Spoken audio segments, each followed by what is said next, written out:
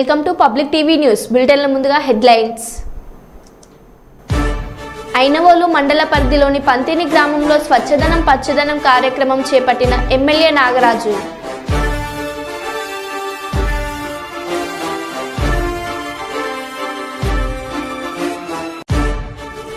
మొక్కలు నాటి వాటిని సంరక్షణ చేసుకుంటూ మన పరిసరాలు పరిశుభ్రంగా ఉంచుకోవాలన్నారు పెద్దపల్లి జిల్లా కలెక్టర్ శ్రీ హర్ష.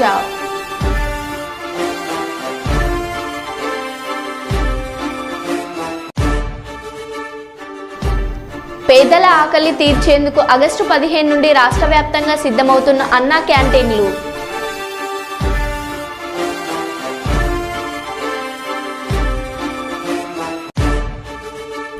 మొక్కలు నాటడం ప్రతి ఒక్కరి బాధ్యత. ఎమ్మెల్యే కోరం కనకయ్య.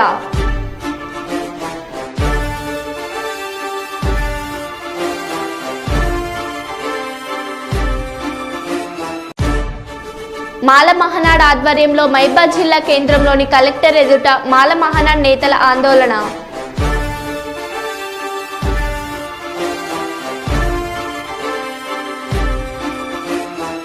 ఇక వివరాల్లోకి వెళ్తే, మహబూబాబాద్ జిల్లా కేంద్రంలోని అంబేద్కర్ సెంటర్లో స్వచ్ఛదనం పచ్చదనం అవగాహన ర్యాలీని MLA additional collector Lenin Vatsal Toppo జెండా ఊపి ప్రారంభించారు.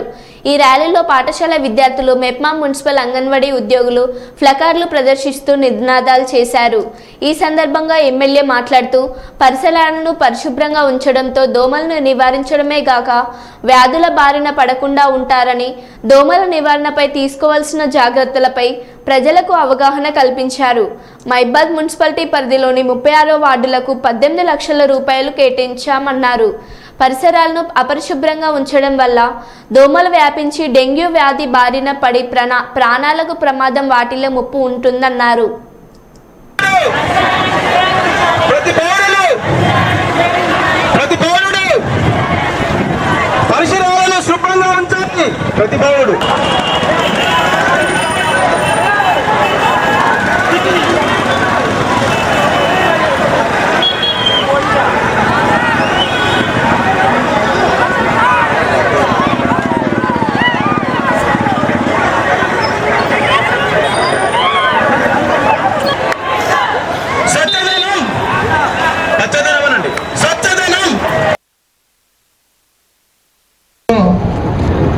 ఈ 36 వార్డులలో ప్రతి వార్డుకి ఉన్నటువంటి రోడ్ల గుంతలు కూర్చోవడం. అధికారంలోకి వచ్చిన తర్వాత చాలా బృహత్తరంగా బ్రహ్మాండంగా తీసుకునే స్వచ్ఛదనం పచ్చదనం కార్యక్రమం ప్రతి గ్రామాల్లో ప్రతి మున్సిపాలిటీలో 5 రోజుల ప్రోగ్రాం చేయాలని చెప్పేసి ప్రభుత్వాల ఆదేశాలు జారీ చేయడం జరిగింది. అదేవిధంగా ఇప్పుడున్నటువంటి మున్సిపాలిటీలో 36 వార్డులు ఉన్నాయి. ప్రతి వార్డుకి 50,000 రూపాయలు మనకు డబ్బులు కేటాయించి కేవలం గుంతలు మొత్తం పూడ్చడానికి, అదేవిధంగా ఉన్నటువంటి పిచ్చి చెట్లు ఏవైతున్నాయో నరకడం, అలాగే శానిటేషన్ కొరకు 50,000 రూపాయలు ప్రతి వార్డుకి మన ప్రభుత్వం కేటాయించడం జరిగింది.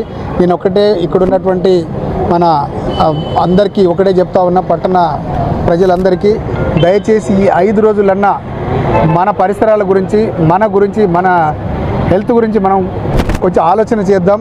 ప్రభుత్వం ఎందుకు ఇంత చర్య తీసుకుంటా ఉంది? ఎందుకంటే ఈ అకాల వర్షాల వల్ల వర్షం ఎప్పుడు పడుతుందో తెలియదు, ఎప్పుడు నిజంగా ఎండలు కొడుతున్నాయో తెలియదు. ఈ తెలియని పరిస్థితుల్లో అనేక సమస్యలు, అనేక అంటువ్యాధులు వస్తున్నాయి. ఇప్పుడు డెంగ్యూ అంటే జ్వరాలు చాలా ఫ్రీక్వెంట్గా ప్రబలుతున్నాయి. మన పరిసరాలు మనం కాపాడుకొని ఇటువంటి అంటు రోగులు కావచ్చు, లేకపోతే దీర్ఘకాలిక వ్యాధులు ఏదన్నా రాకుండా ఉండాలంటే మన పరిసరాలు మనం పరిశుభ్రంగా ఉంచాలి. ప్రతి ఒక్క పౌరుడు బాధ్యతగా ఈ పచ్చదనం పరిశుభ్రత కార్యక్రమంలో భాగస్వాములు కావాలి.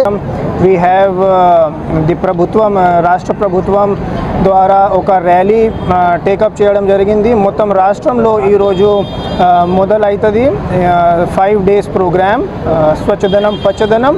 The main message is simple. It is not a new message, as Mahatma Gandhi himself has said the importance of sanitation, importance of cleanliness. So we are again reminding our citizens, we are also adopting in our offices the importance of sanitation, cleanliness, and also the plantation drive so that the climate change and related hazards, it can be vector-borne diseases, it can be flooding or drought, which affects our lives, the quality of lives. So even if we take a small step in our neighborhood, in our house, that can be a big progress. So that is the message we are trying to propagate through this small rally. I hope more can participate in the coming days. రామగుండంలో ESI hospital గురించి మాట్లాడే ముందు వాస్తవాలను తెలుసుకోండి. మీకు అవగాహన లేకనా లేదా కావాలనే బురద జల్లే ప్రయత్నాన్ని ప్రజలు గమనిస్తున్నారు. ఎమ్మెల్యే మక్కన్ సింగ్ రాజ్ ఠాకూర్. కార్యదర్శి సహాయ కార్యదర్శి కామ్రేడ్ శ్రీనివాస్ గారిని మాట్లాడాల్సింది కోరుతున్నాం. అధ్యక్షులు మల్ల సీనియర్ నాయకులు జగన్నాథం సార్ గారికి, అలాగే నగర కార్యదర్శి రామకృష్ణారెడ్డి గారికి, నగర కార్యవర్గ సభ్యులు. ఎవరి గురించి పనిచేస్తుంది, ఎవరి కోసం ఏమేమి చేస్తుంది అనేది చాలామందికి కూడా తెలుసు. ఏమంటే ఈ మధ్యకాలంలో మన జగనన్న వచ్చినప్పటి నుంచి ఏమి చేయనీయడం లేదు కాబట్టి మేము కూడా మిమ్మల్ని ఎక్కువ పిలవడం లేదు. కాబట్టి మన జగన్నాథం గారికి ధన్యవాదాలు. ఇప్పుడు మన ప్రతి ఒక్కరికి పేరు పేరున ధన్యవాదాలు తెలుసుకుంటూ 3 శాఖల సమ్మేళనం, 3 శాఖల ఈరోజు మీటింగ్ జరుగుతుంది. ముఖ్యమంత్రి చట్టబద్ధ చేయాలా, రైతుల పట్ల నుండి కూడా రుణమాఫీ చేయాలా, జాతీయ ఉపాధి హామీ పథకం పనులు మరింత పెంచాలా, వాళ్ళకి ఇవ్వాల్సినటువంటి పాత బకాయిలన్నీ కూడా ఇవ్వాలా. విద్యా వైద్యం అనేది పేదవాళ్ళకి అందుబాటులో లేకుండా పోతుంది. ప్రైవేట్ విద్యా సంస్థలు ఇవన్నీ కూడా బాగా పెరిగిపోయినాయి, వైద్య సంస్థలు పెరిగిపోయినాయి. విద్యా వైద్యము ఇవన్నీ కూడా పేదవాళ్ళకి అందుబాటులో ఉండాలని, అదేవిధంగా మతోన్మాద పోకడలు ఇప్పటికైనా మానుకోవాలని, లేని పక్షంలో నరేంద్ర మోడీ గవర్నమెంట్కి చాలా దుర్మార్గమైనటువంటి రోజులు వచ్చినాయి. ఇదే నేపథ్యంలో రాష్ట్రంలో ఉన్నటువంటి చంద్రబాబు నాయుడు కూడా ఈ రాష్ట్ర ప్రయోజనాల కోసం మన రాష్ట్రానికి ప్రత్యేక హోదా తీసుకురావాలా, నిధులు రాబట్టాలా, రాష్ట్రాన్ని కూడా చంద్రబాబు నాయుడు డెవలప్ చేయాలని మేము సిపిఐ పార్టీ తప్ప తెలియజేస్తాము. వచ్చిన తర్వాత మనకి దుర్భాగ్యం పెరుగుతూ ఉంది. గతంలో కూడా అయిన పెట్రోల్ ధరలు, డీజిల్ ధరలు, గ్యాస్ ధరలు ఏమాత్రం తగ్గించలేదు. ఒకవైపునేమో ఇండియా షైనింగ్ కట్టారు, కానీ ఉత్తర భారతదేశంలో నరేంద్ర మోడీ చిత్తుగా ఓడించారు. దక్షిణ భారతదేశంలో కొన్ని సీట్లు వచ్చాయి కాబట్టి గద్దెనెక్కినాడు. ఇప్పటికే నరేంద్ర మోడీకి ఏమైనా ఆలోచన ఉంటే తక్షణమే డాక్టర్ స్వామినాథన్ కమిషన్ సిఫార్సులు అమలు చేయాలా.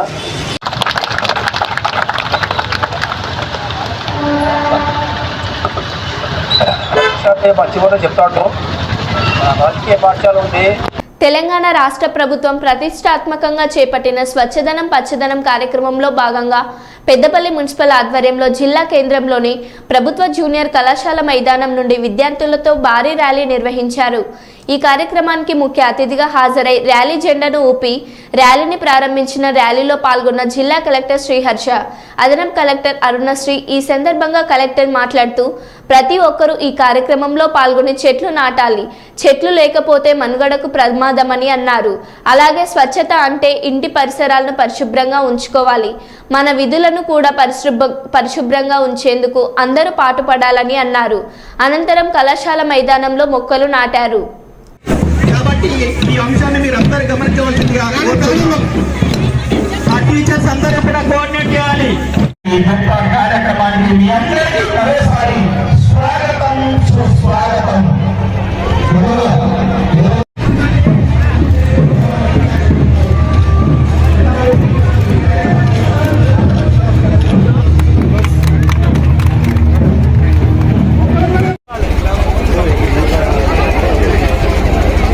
స్వచ్ఛదనం పచ్చదనంలో మేము ముందుంటాం, మన జిల్లాను ముందుంటాం.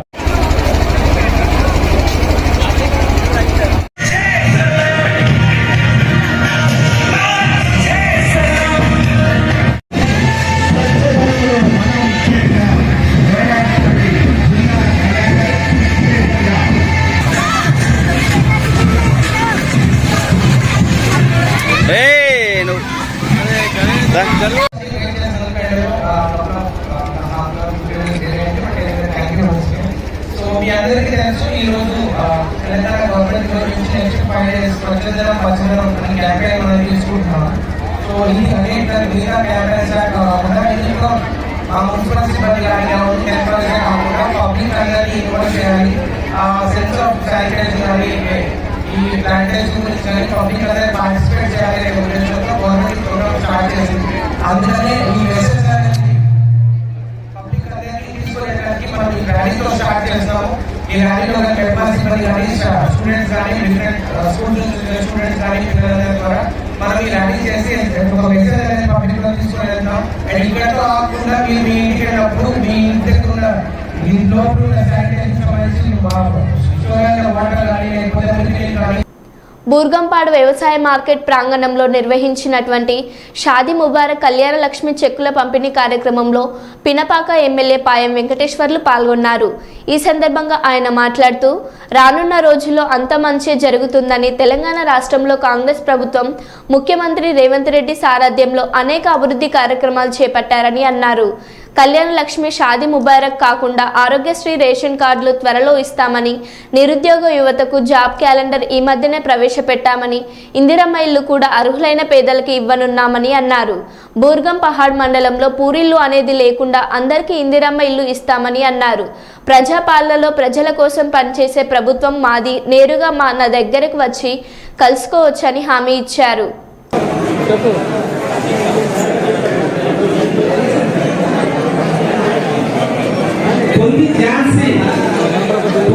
ఝాన్సీ కేసుపాక సావిత్రి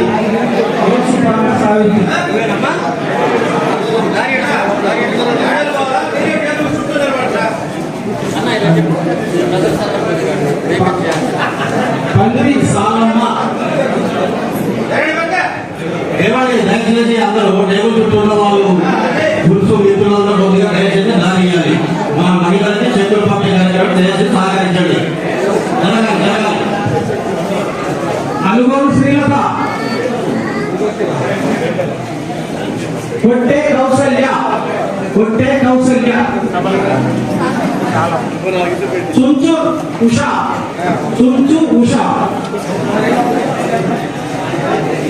అలవాల కౌసల్య. గవర్నమెంట్ ఆ బాధ్యత మీకే ఇచ్చింది. అక్కల అకౌంట్ 5 లక్షలు పడతాయి, మీ పేరు మీద ఇల్లు మంజూరైంది, మీరే ఇష్టమైన వేస్తే ఇల్లు కట్టుకోవచ్చు. 3 విడతలు 2 విడతలు ఇది విధానాలు కూడా వస్తాయి. మీకు ఇల్లు పూర్తిలో ఒక డబ్బులు కూడా గవర్నమెంట్ ఇస్తుంది. ఆ రకంగా ఇద్దరు ఇల్లు కార్యక్రమం. అదే ఎస్సీ ఎస్టీలో అదనంగా 1 లక్ష రూపాయలు కలిపి 5 లక్షలు కాకుండా ఎస్సీలకు ఎస్టీలకు ఇంకా 5 లక్షల బదులుగా అదనంగా 1 లక్ష రూపాయలు కలిపి 6 లక్షలు ఇచ్చి కూడా ఎస్సీ ఎస్టీ వాళ్ళు కూడా ఇందిరమ్మ ఇల్లు నేను మాటిస్తా ఉన్నా. 5 ఏళ్లలో మనకు సంవత్సరానికి 3,500 3,500 ఇంటూ 5 17,500 ఇల్లు వస్తాయి మన నియోజకవర్గానికి. 17,500 ఈ ఇల్లే కాకుండా స్పెషల్ గా ఇంకా ఎక్కువ ఇల్లు మన ఏజెన్సీ ప్రాంతం కాబట్టి, వెనకబడ్డ ప్రాంతం కాబట్టి మన హౌసింగ్ మినిస్టర్ గా మన ముఖ్యమంత్రిగా మరి రేవంత్ రెడ్డి గారు ఉన్నారు. ఆర్థిక స్పెషల్ కోటా ఉంటుంది. మన హౌసింగ్ మంత్రి మన ఉమ్మడి ఖమ్మం జిల్లా మన మంత్రి గారు పొంగిరెడ్డి సీనన్న, మన ప్రియతమ నాయకులు అందరూ ఏమన్న నాయకులు సీనన్న హౌసింగ్ మినిస్టర్ కాబట్టి, హౌసింగ్ మినిస్టర్ గా ఉన్నటువంటి సీనన్న అందరికి 3,500 ఇచ్చినా నా తీసుకొని గట్టిగా కావాలన్నది కాదన్నట్టు ఎక్కువ తీసుకొచ్చి ఈ బూరుగుపాట మండలంలో అన్ని గ్రామాల్లో గడ్డిలు ఉన్న వాళ్ళందరికీ, పేదవాళ్ళందరికీ కూడా ఇందులో మిల్లు కట్టించే బాధ్యత నాది, మీ ఎమ్మెల్యేగా నాది నేను మాటిస్తా ఉన్నా. ఆ విధంగా ఇందులో మిల్లు కార్యక్రమాలు పూర్తి చేసుకోవడం జరుగుతుంది. అదే కాకుండా నిరుద్యోగ యువత గతంలో ఉన్న ప్రభుత్వం ఏం చేసిందో, ఎన్నికల ముందు ఏం చెప్పింది, అధికారంలోకి వచ్చి చేసిందా చేయలేదా, నిరుద్యోగ యువత ఎంత దారుణంగా ఉందంటే అటువంటి నిరుద్యోగ యువత కోసం మన అసెంబ్లీలో జాగ్రత్తలు కూడా ప్రకటించారు. నిరుద్యోగ యువత ఎవరైతే చదువుకొని ఉపాధి లేక ఎవరైతే ఇవాళ బాధలతో ఉన్నారో, కష్టాల్లో ఉన్నారో నిరుద్యోగ యువత నేను మాటిస్తా ఉన్నా. మన గవర్నమెంట్ మరి ప్రజాప్రభుత్వం రేవంత్ రెడ్డి గారి సారథ్యంలో జాబ్ క్యాలెండర్ కూడా మన అసెంబ్లీలో ప్రకటన చేసినారు. రేపు నెలల వారీగా రేపు ఏ ఉద్యోగాల్లో ఎన్ని ఉద్యోగాలు నింపాలనే దాని మీద, ఏ చదువుకున్న వాళ్ళకి ఏ ఉద్యోగాలు ఇవ్వాలనే దాని మీద స్పష్టమైన జాబ్ క్యాలెండర్ గవర్నమెంట్ దగ్గర ఉంది. ఆ రకంగా రేపు నోటిఫికేషన్ లో ఉద్యోగాల భర్తీ కూడా వస్తుంది కాబట్టి నిరుద్యోగ యువత ఎవరు కూడా అధైర్యపడవద్దు, ధైర్యంగా ఉండాలా. మేము ప్రజాప్రభుత్వం రేవంత్ రెడ్డి గారి నాయకత్వంలో కాంగ్రెస్ పార్టీ ప్రభుత్వంలో ఇందిరమ్మ రాజ్యంలో చదువుకున్న పేదవాళ్ళందరూ కూడా ఉద్యోగాలు ఇప్పించే బాధ్యత ఈ రాష్ట్ర ప్రభుత్వాన్ని ఎన్నికగా నాదేంటి నేను మాటిస్తా ఉన్నా. ధైర్యంగా చెప్తా ఉన్నా. ఆ రకంగా నిరుద్యోగ యువత కార్యక్రమానికి ఇట్లా అనేక కార్యక్రమాలు ఇంకా ఉన్నాయి. రేషన్ కార్డు కూడా మన క్యాబినెట్ నిర్ణయం తీసుకుంది. తెల్ల రేషన్ కార్డు గత 10 ఏళ్ళకు చూస్తే ఎవరికి రేషన్ కార్డు ఇవ్వాలా, కొత్తగా పెళ్లి వాళ్ళకి రాలేదు, పాత వాళ్ళకి పెళ్లి కాదు, పాత రేషన్ కార్డు తెలంగాణ రాష్ట్ర వ్యాప్తంగా నిర్వహిస్తున్న స్వచ్ఛదనం పచ్చదనం కార్యక్రమంలో భాగంగా భద్రాద్రి జిల్లా కొత్తగూడెం నియోజకవర్గం 6వ వార్డు రామవరంలో శ్రమదానం కార్యక్రమం నిర్వహించారు. ఈ కార్యక్రమంలో జిల్లా collector Jitesh Patil, municipal chairman Sita Mahalakshmi, municipal అధికారులు, పారిశుద్ధ కార్మికులు పాల్గొన్నారు. బాబాయ్ జరిగే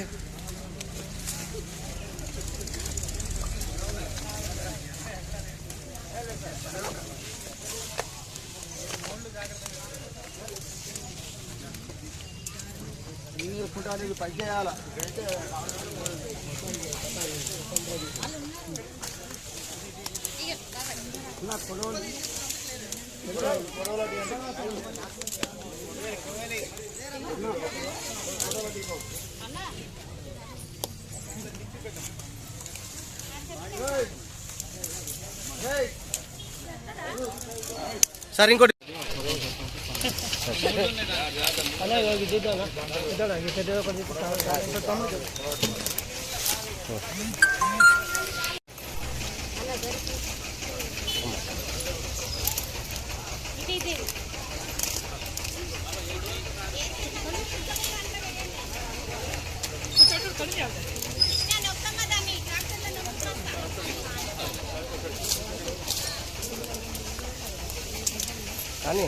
కానీ మీరు కానీ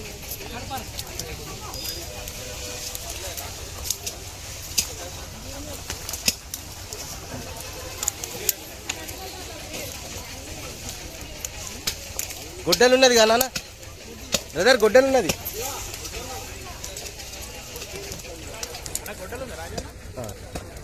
గౌస్ భాయ్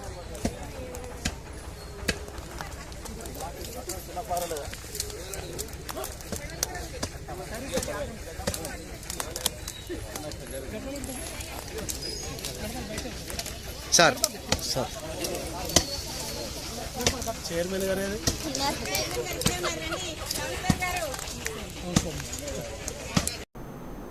భారత రాజ్యాంగ నిర్మాత డాక్టర్ బిఆర్ అంబేద్కర్ ఫోటో భారతదేశ కరెన్సీ మీద లేకపోవడం శోచనీయమని మహనీయుల ఆశయ సాధన సంఘం తెలంగాణ వ్యవస్థాపక అధ్యక్షులు బొంకూరి కైలాసం పెద్దపల్లి జిల్లా కేంద్రంలో అన్నారు. ఇప్పటికైనా తప్పకుండా నోట్లపై అంబేద్కర్ ఫోటోను ముద్రించాలని డిమాండ్ చేశారు. వారు మీడియాతో మాట్లాడుతూ మన దేశానికి స్వతంత్రం వచ్చి ఇన్ని సంవత్సరాలైనా మనం అనుభవిస్తున్న రాజ్యాంగ ఫలాలు మనకు ఇచ్చిన భారత రాజ్యాంగ నిర్మాత బిఆర్ అంబేద్కర్ ఫోటో మన దేశ నోట్లపై లేకపోవడం శోచనీయం అంటూ వ్యాఖ్యానించారు. ఇప్పటికైనా తప్పకుండా నోట్లపై బాబాసాహెబ్ అంబేద్కర్ ఫోటోను ముద్రించాలని కేంద్ర ప్రభుత్వాన్ని డిమాండ్ చేశారు. దాన్ని గెలుపొందిన 30 సంవత్సరాలు ఎంతో కష్టపడి నిద్ర ఆహారం లేకుండా ఎన్నో కష్టాలు పడి ఎంతమంది దగ్గరికి పోయి మాకు వర్గీకరణ కావాలని మందకృష్ణ అన్న గారు ఒక వర్గీకరణ అనేది చేయడం అంటే కాదు అనుకున్న నేనైతుంది దాదాపుగా ఏమవుతుంది రాజకీయ వ్యవస్థ అంటున్నది వర్గీకరణ అవుతుందా అనుకున్నాం. కానీ అది అయ్యేదాకా కూడా మందకృష్ణ అన్న ఆపలేదు. ఆయన పోరాటం ఫలితమే ఈరోజు ఎస్సీ వర్గీకరణ రావడం జరిగింది. కనుక పనిచేసే ఎవరికైనా కానీ మేము వాళ్ళకి అందరికీ అందుబాటులో ఉంటాం. మంచిగా చెప్తాం, చెడే చెప్తాం. కనుక ఒక సంఘం అంటే ఒక దళితులు పెట్టే సంఘాలంటే ఫస్ట్ నెంబర్ 1 అంటే మందకృష్ణ కృష్ణన్న తర్వాతనే ఈ సంఘాలన్నీ వచ్చినాయి. ఆయన చేసే పోరాటం వేరు, మన పోరాటం వేరు. మనం ఏం చేయాలి, ఎవరికి ఉపయోగపడే పని చేస్తున్నాము అనేది కాన్సెప్ట్ ఉండాలి. ఈరోజు ఇన్ని సంఘాలు రావు, ఒకే అంబేద్కర్ సంఘం ఉంటుంది. అంబేద్కర్ సంఘంలో అందరం పని చేయాలి. కానీ ఒక సంఘం ఇది, ఒక సంఘం అది, ఒక సంఘం ఇది అనేది ఇక్కడ 10 సంఘాలు ఏర్పడి ఈ సంఘాలు అనేది విభజించిన తర్వాత మనకు బలం తక్కువ అవుతుంది కూడా. ఎందుకంటే ఒకడు కొంచెం పైకి పోతుంటూ ఒక సంఘం నడిపిస్తామంటే మన సంఘాన్ని ఎట్లా కుంటుపడకూడదు అనే పరిస్థితిలో ఉన్నారు. ఇలాంటి సమయాలలో కూడా మందకృష్ణ గారు ఎవరికి భయపడకుండా, ఎవరిని లెక్క చేయకుండా పోయి ఈరోజు ఎస్సీ వర్గీకరణ చేసిందంటే ఇది కృష్ణన్న ఘనత. ఇది మనందరం గల్లా తీసుకొని చెప్పాల్సిన ముచ్చట. ఎందుకంటే ఎవరో చేసిండ్రు అయిపోయింది అనేది కాదు. ఆయన ఎంతో కష్ట ఫలితమే ఈరోజు ఎస్సీ వర్గీకరణ. నెక్స్ట్ తర్వాత వర్గీకరణలో ఏమవుతుంది ఏంటిది అనేది తర్వాత నెక్స్ట్. కానీ కాకపోతే మా మాన్యుల ఆశయ సాధన సంఘం నుండి మందకృష్ణ గారికి మేము చేతులెత్తి నమస్కారం చెప్తున్నాం. జేబీ. రామగుండంలో ఈఎస్ఐ హాస్పిటల్ గురించి మాట్లాడే ముందు వాస్తవాలను తెలుసుకోండి. మీకు అవగాహన లేకనా లేదా కావాలనే బురద జల్లే ప్రయత్నాన్ని ప్రజలు గమనిస్తున్నారు. MLA Makkan Singh Raj Thakur. ESI hospital ఇక్కడ ఒక అధికారి ఉంటారు, పేరు కూడా ఇస్తారు, మీరు రాసుకోవచ్చు, మీరు కూడా అడగండి. ఈఎస్ఐ హాస్పిటల్కు మనం భూమి కేటాయించాం. 2 రకాల భూమి. ఒకటేమో లంబర్ తాండ వెనక, అక్కడ ఈఎస్ఐ వాళ్ళు రిజెక్ట్ చేశారు. రెండోదేమో మా రామగుండంలో గుడి ఉంటుంది, మీ శ్మశాన వాటిక ముంగట పక్కన, దాని వాళ్ళు కంపౌండ్ కూడా కట్టేస్తారు. దాంట్లోనే ఈఎస్ఐ హాస్పిటల్ రావాలి. కేంద్ర ప్రభుత్వం నిధులు జాప్యం వల్ల పోయిన ప్రభుత్వంలో రిలీజ్ చేస్తున్న సమయంలో రాలేదు. దాని పట్ల నేను తర్వాత ఆదిత్యనాథ్ లేబర్ కమిషనర్ ఉన్నది తెలుసుకోవచ్చు ఆయన పేరు, వారిని అడిగి స్వయంగా నేను ఢిల్లీ పోయి కలిసినప్పుడు త్వరలో పూర్తి చేస్తామని చెప్పి డబ్బులు రిలీజ్ అయ్యి టెండర్ అయిపోతే అది వస్తుంది. రావు కేంద్ర ప్రభుత్వం అది రాకుండా కూడా కాగజ్నాథ్లో ఒక ఈఎస్ఐ హాస్పిటల్లో తీసేసింది. 100 పడకల హాస్పిటల్. దాన్ని నేను రామగుండానికి తీసుకురావడానికి ప్రయత్నం చేసినాను. ఎక్కడికి? ఎన్టీపీసీలో టెంపరవరీ టౌన్షిప్లో ఒక బిల్డింగ్ ఇస్తున్నామని చెప్పింది. ఇది అవగాహన లేని వాళ్ళు ఎవరైనా ఉంటే దయచేసి తెలుసుకోవాలి. బాబా నుండి అక్కడ డాక్టర్లు కూడా ఉంటారు. నేను పోయి దాన్ని రిప్రజెంటేషన్ ఇస్తే అక్కడ ఉన్నటువంటి ఇప్పుడు ప్రస్తుత ఎమ్మెల్యే హరీష్ బీజేపీ శాసనసభ్యులు అన్న ఇది మాకేమున్నది అంటే వాళ్ళకి స్పేస్ లేదు, ఎంప్లాయీస్ కూడా లేదు. గతంలో కాంగ్రెస్ దానికి పనికొచ్చింది. వాళ్ళు షిఫ్ట్ చేస్తూ ఉన్నారు.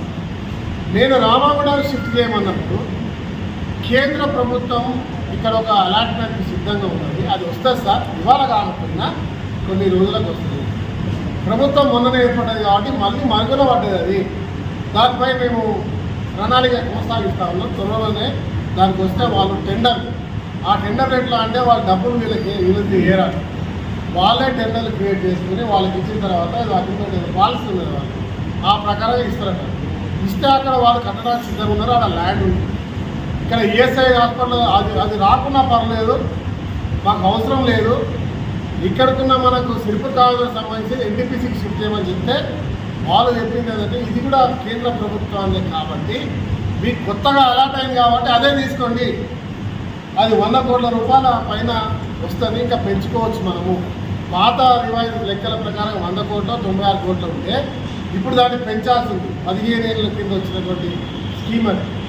వాళ్ళకి తెలవాలి ఎవరైతే నాయకులు ఉన్నారో. 15 ఏళ్ళ కింద మనకు వచ్చిన ప్రపోజల్ 15 ఏళ్లకు ఇప్పటికి వేసుకుంటే దాన్ని మళ్ళీ పెంచాలి. టెండర్లు అది నాకు ఆ టెండర్ల వ్యవస్థ తెలియదు, ఆ పెంచిన ధరనా లేకుండా వాళ్ళు ఎంత ఇచ్చినా తెలియక అది ఆగిపోయింది.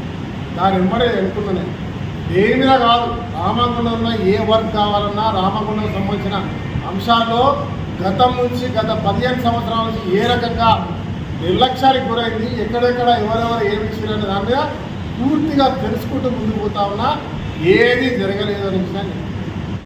పీఎం మోడీ సీఎం రేవంత్ రెడ్డిలకు వ్యతిరేకంగా నినాదాలు చేశారు. ఈ సందర్భంగా మాల మహానాడు రాష్ట్ర అధ్యక్షులు పిల్లి సుధాకర్ మాట్లాడుతూ ఎస్సీ వర్గీకరణతో మాలలకు తీవ్రంగా అన్యాయం జరుగుతుందని, సుప్రీంకోర్టు ఇచ్చిన తీర్పు రాజ్యాంగ విరుద్ధమని ఆవేదన వ్యక్తం చేశారు. ఈ తీర్పుపై అప్పీల్ చేస్తామన్నారు. ప్రధాని మోడీ చర్యలను, సీఎం రేవంత్ రెడ్డి వ్యాఖ్యలను తీవ్రంగా ఆపేక్షిస్తున్నామన్నారు. అసెంబ్లీ ఎన్నికలలో కాంగ్రెస్ పార్టీకి మాలలు ఓట్లు వేసి గెలిపిస్తే సీఎం మాలలకు వ్యతిరేకంగా అసెంబ్లీలో మాట్లాడడం సిగ్గుచేటన్నారు. కేంద్ర రాష్ట్ర ప్రభుత్వాలు ఎస్సీలను 2 వర్గాలుగా చేయాలని కుట్రలు పన్నుతూ తమ రాజకీయం పబ్బం కట్టుకుంటున్నామని వాపోయారు.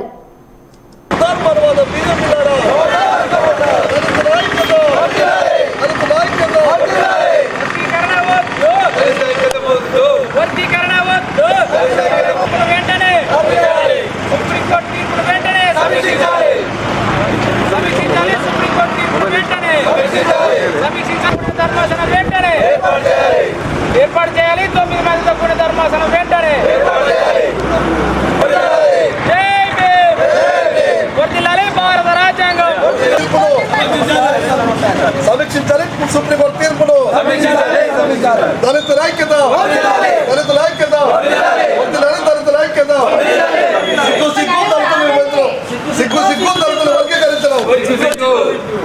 సమీక్షించాలి సుప్రీంకోర్టును తీర్పును. జై భీమ్, జై భీమ్.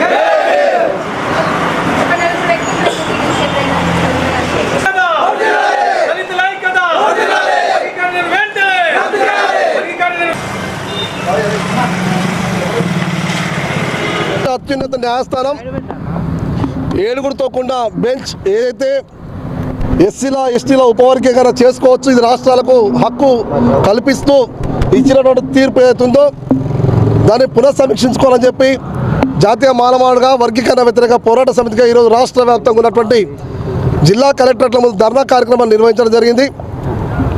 ఈరోజు ఒక వర్గీకరణ, ఒక దళితుల్ని, ఒక ఎస్సీలను ఎస్టీలను విభజించాలంటే రాజ్యాంగంలోని ఆర్టికల్ 341ను సవరించాల్సిన అవసరం ఉంది.